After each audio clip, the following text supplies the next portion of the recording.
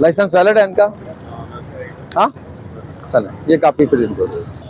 आप लोग अपना जितने डॉक्यूमेंट्स है आपसे मुतल्लिका, देखिए आपका आईडी कार्ड वैलिड होना चाहिए, आपका ड्राइविंग लाइसेंस वैलिड होना चाहिए, ठीक है। और उसको टाइमली जो ही एक्सपायर होने से आप 2 माह पहले आप जो है ना उसको रिन्यू करवा लें। इसके अलावा आपकी फिटनेस चार्ट है, उसको टाइमली वक्त से आप जो है ना फौरी सबसे पहले आपने आप उसको अपना फिटनेस जो है 2025 मिनिमम 2025 के 12वें मंथ तक उसको आपने मुकम्मल करवाना है। नेक्स्ट, आपका परमिट जो है वो वैलिड होना चाहिए। अगर डॉक्यूमेंट्स मुकम्मल नहीं है तो फिर आप गाड़ी रोड पर क्यों चला रहे हो? उन बच्चों का क्या कसूर है जिनको आपने पिक करना है अभी स्कूल से, ठीक है।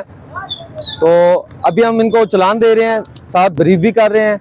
नेक्स्ट इंशाल्लाह ताला ये गाड़ी हमने इसी एरिया में जहाँ से ये स्कूल से बच्चों को पिक एंड ड्रॉप करते हैं, अगर इन्होंने पासिंग नहीं करवाई 3 दिन के अंदर, चौथे दिन इंशाल्लाह ताला इनके खिलाफ FIR का अंदराज करवा दें।